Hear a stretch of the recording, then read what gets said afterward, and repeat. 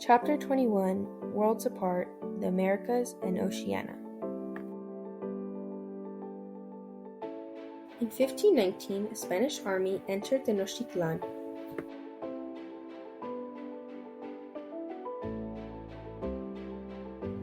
And it was described by Bernal Diaz de Castillo that the city sat on Lake Texcoco.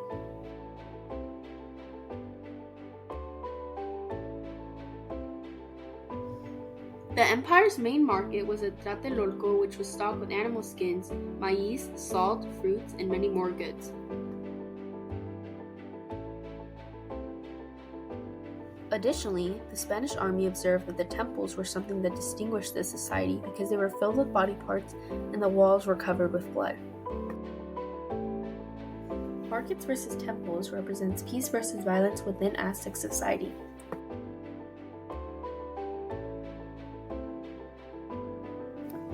Before 1492, interaction between people of the eastern and the western hemispheres was rare. Moreover, the people of North and South America organized a large, unique empire.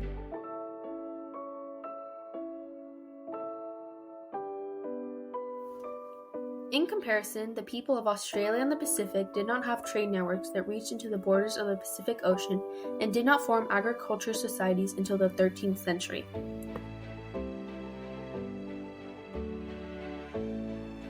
The Toltecs and the Tula. The Toltecs were from central and northwest Mexico and migrated to Tula during the 8th century. They used the Tula River to irrigate their crops due to the little rainfall they received. Additionally, at the Toltecs' peak, they would have sustained an urban population of 6,000 people between the years 950 to 1500. Also, they had a large, powerful army with fortresses to protect their regional empire. Moreover, the Toltecs maintained a close relationship with the Maya of Yucatan. By 1123, the Toltecs had conflicts because additionally, large numbers of migrants from northwestern Mexico had entered Tula. As a result, by 1175, these issues had destroyed the Toltec state. The Mexica and Tenochtitlan. The Mexica are also referred to as Aztecs. The term Aztec derives from the word Aztlan, meaning the place of the 7 legendary caves. They arrived in central Mexico by the 13th century. And they were problematic because they would steal and kidnap women. Eventually, they settled on Lake Texcoco and established Tenochtitlan, which later became Mexico City. The Aztecs developed the Chinampa system, which was a plot of land that was fertile and allowed to cultivate 7 crops per year. Around the mid-15th century, the Mexica allied with the Texcoco and Tlacopan, forming a triple alliance. This resulted in widespread domination of most of Mesoamerica except the northern and western regions. Social structure and tribute trade. The Aztecs had a hierarchical society. For example, most honor was given to warriors, which were mostly men who were part of the elite. They wore colorful clothes with feathers as a form of honor. Also, the primary reason for the Triple Alliance between the Aztecs, Tlacopan, and Texcoco was to receive tribute to trade for luxury items such as vanilla and emeralds.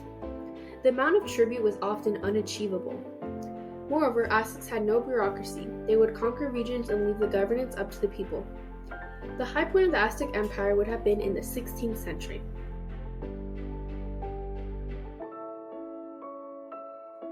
Roles within society and the Mexica women. Priests were part of the Mexica elite because they explained the forces that drove the world and led crucial religious ceremonies. The cultivators and slaves lived in hamlets and worked on the chinampas. They had plots of land that belonged to their families known as capuli. Also, slaves were not foreign but fellow Aztecs. Additionally, artisans had prestige within the Aztec society, and long-distance merchants were also important because they supplied goods and information on foreign lands. Mexica women worked in textiles or marketplace. Also, Mexica women married except those who worked in temples. Lastly, within Aztec society, women who died during childbirth were given the same honor as a warrior dying in battle.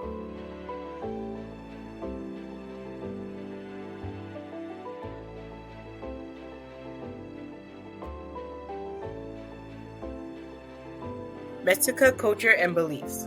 And for this first part, I just want to say sorry, I'm about to butcher these names so bad. And you're probably going to think in your head, oh my gosh, she sounds so goofy, but just bear with me, y'all. Alright, let's begin. Mexica gods.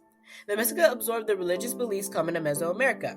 The two principal gods they believed in was Tezcatlipoca, known as the Smoky Mirror, the powerful figure who was the giver and taker of life, and Quetzalcoatl, known as the Feathered Serpent, the god who supported arts and agriculture. Ritual bloodletting.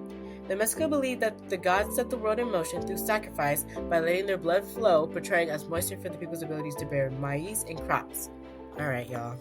Bear with me. Huitzilopochtli was a well-praised god to Mexico warriors, and due to military success, Mexico warriors believed that he favored the Mexica. To satisfy him, they believed human sacrifices must be made, and because of this, a large temple was built and filled entirely with human skulls. Peoples and societies of the North. Many North American people depended on hunting, fishing, and collecting edible plants. Pueblo and Navajo societies. Pueblo and Navajo societies tapped the river waters to irrigate crops of maize, which represented 80% of their diet. Beans, squashes, and sunflowers were also planted. The hot and dry environment periodically brought drought and famine, and by 700 CE, they began to construct permanent stone and adobe buildings.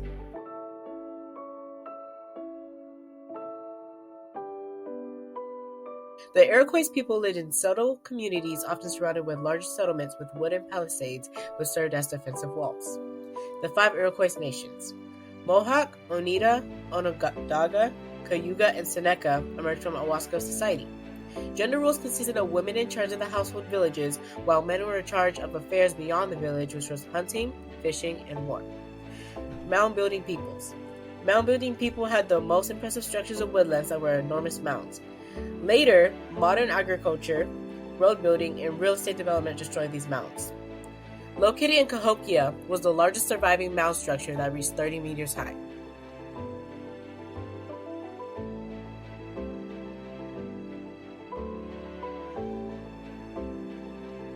Trade of the people of the North. An elaborate network of rivers, notably the Mississippi, Missouri, Ohio, and Tennessee, facilitated travel and trade by canoe in the eastern half of North America. Cahokia. Cahokia was most likely the center of trade and communication networks linking the eastern woodlands of North America with the lower Mississippi Valley and lands bordering the Gulf of Mexico. States and empires in South America. Chucuito. After the 12th century, the kingdom of Chucuito dominated the highlands around Lake Titicaca, where the people depended on the cultivations of potatoes and herding llamas and alpacas. Potatoes served as the main crop of their diet, which they often created as stew mixed with alpaca meat. Alpacas served a good purpose to the society by providing both meat and wool for their personal and survival needs. When it came to exchanges, they exchanged potatoes and wool for maize and cocoa. Chimu. Chimu governed a large and thriving city, which was the capital of Chan Chan, whose irrigation rivers tapped Andes Mountains and generated abundant yields of maize and sweet potatoes.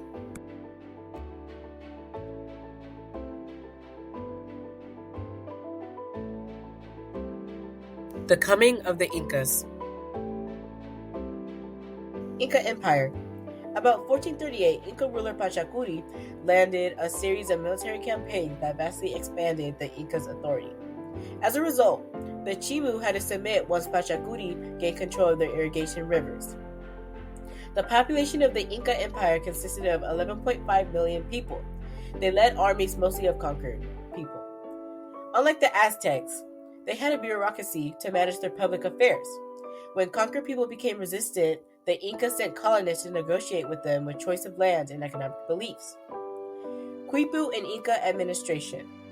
Bureaucrats relied on the Quipu to keep track of their responsibilities. They helped maintain information such as population, property taxes, label services, and historical information.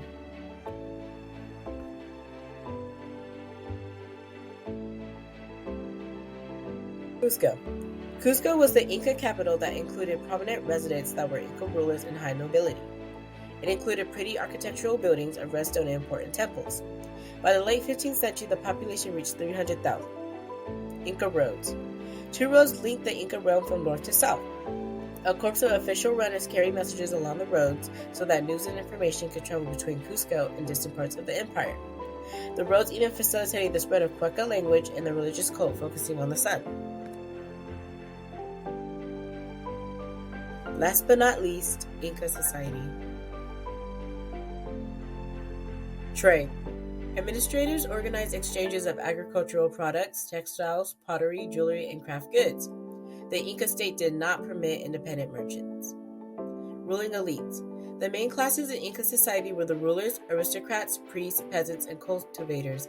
The chief ruler was considered a deity from the sun, and when they passed, their descendants would mummify them for festivals where they would dress them well, adorn them with silver, and feed their remains.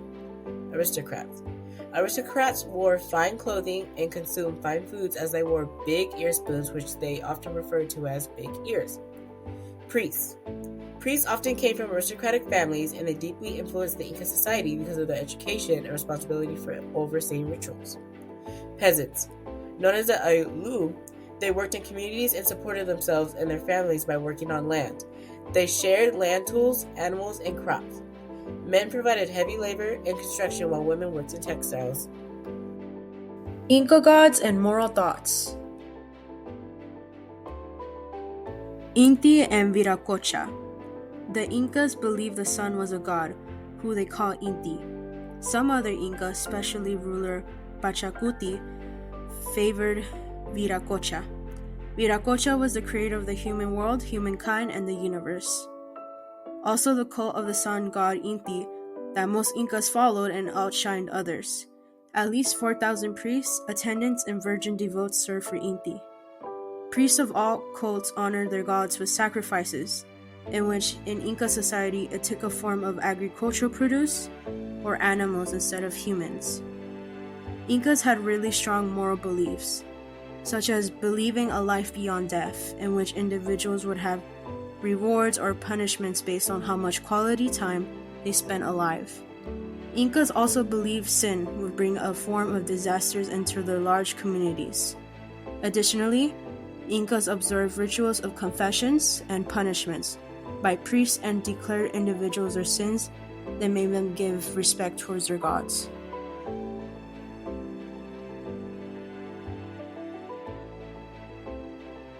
The societies of the Oceania. Life in the Oceania. The residents from the Oceania did not interact with different individuals from other societies, such as the eastern side, but instead they made their own society. Individuals from Australia traveled throughout the continent and created networks of trade and exchange. In the far north, such as New Guinea and islands of the Southeast Asia, merchants would be able to trade. In the 16th century, large island groups would have large populations. Here, social order and rank chiefly rulers who were also mariners who sailed often between the island groups and established trade networks. Also, an islander who lived in the eastern and western parts of the Pacific Ocean would usually deal with American and Asian people, which sometimes would have consequences for them.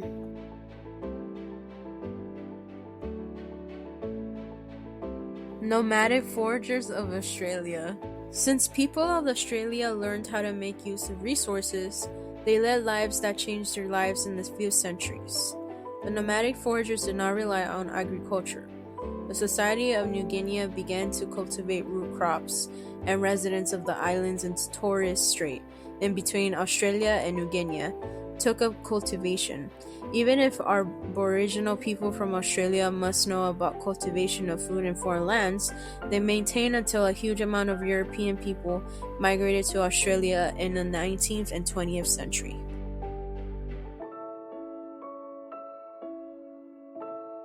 Nomadic foragers of Australia. Because of Australian continent's climate and different diversity, different people enjoyed access to food and resources unknown and things they encountered during migrations. This led exchange enabled trade goods to expand throughout most of Australia.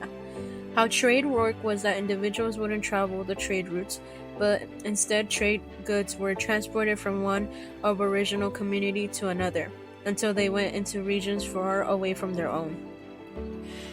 Pearly oysters was the trade good that was most popular. Archaeologists in studies said they found pearly oysters as they made them out of stone, axe heads, spears, boomerangs, fur, skins, and fibers. The Aboriginal Australians would exchange goods with mariners from New Guinea and people from island of Southeast Asia with goods such as plants, stones, and iron axes. Aboriginal Australians paid close attention to their land around them. They observed rocks, mountains, and forests and water, which was survival for them. They also related to stories and myths about their surroundings. They gave religious observance of ensuring to continue supplying animals and plants and water. Therefore, Aboriginal with their environments, culture, and religious traditions focused more on local matters, and they didn't try to appeal to other people from other regions. The development of Pacific Island societies. In the early centuries, migrants had established agricultural societies in almost all islands in the Pacific Ocean. They had gathered into large groups in New Zealand, and after the 1000th century, Polynesian inhabited large islands, which grew especially numerous. As a result, to their population promoted a strong social and political development. Trade between island groups, since the central and western regions in the Pacific were close to each other, they made regional trade exchange with goods, such as axes, poetry, and exotic items such as shells, decorated ornaments, and yams. Trading between regions also served as a political, social, and economic function that helped ruling elites establish and maintain good relations with neighboring lands. For example, individuals from Tonga, Samoa, and Fiji Islands traded mats, canoes, and they also intermarried, which created political and social relationships.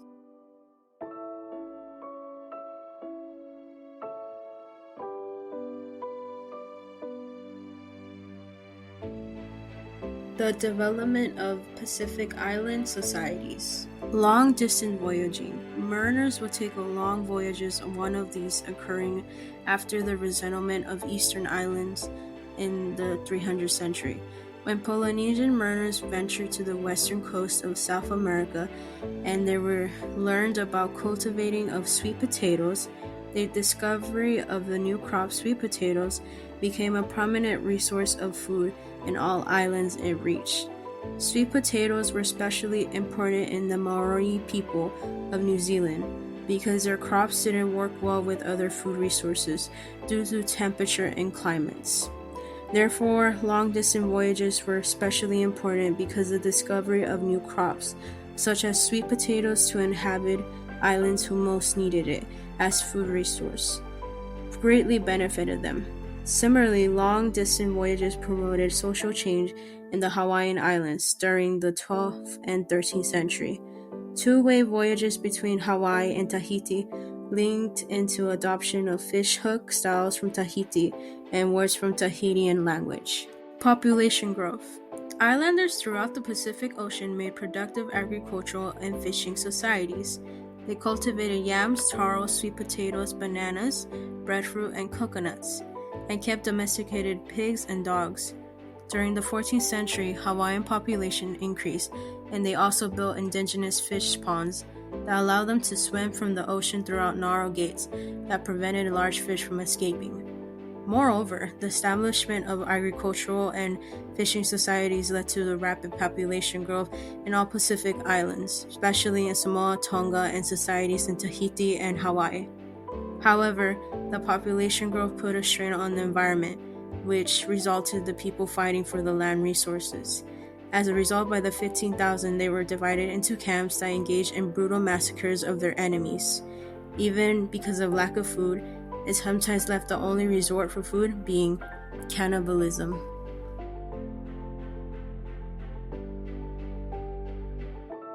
Non-Madol and the development of social classes.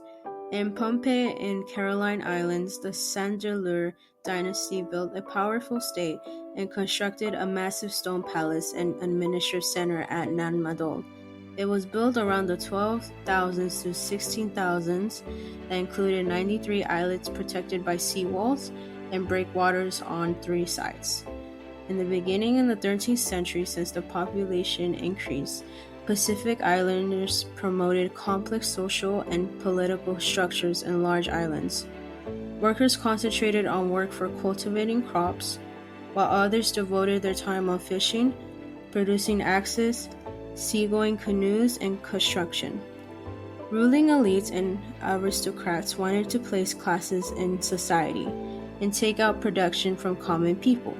In Tahiti and Hawaii, there were classes such as high chiefs, lesser chiefs, and commoners. Also in Hawaiian society, they recognized priests and skilled artisans like canoe builders.